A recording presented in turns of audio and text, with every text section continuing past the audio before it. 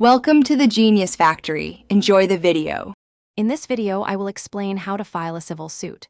Start by confirming the right court and jurisdiction for your claim, then gather key documents like contracts, receipts, and witness details. Next, calculate deadlines and filing fees so you know the timeline and costs. Prepare a clear statement of facts and damages, and consider alternative dispute resolution before filing. Keep records organized to support your case through each step. To prepare documents, begin with a clear complaint that lays out the core facts and the relief you seek, then attach supporting exhibits such as contracts and invoices.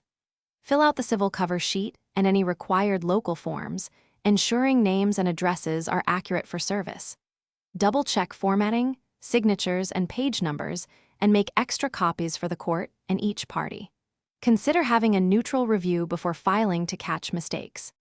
When filing, submit your complaint to the clerk and pay the appropriate filing fee, requesting a filed stamped copy for your records.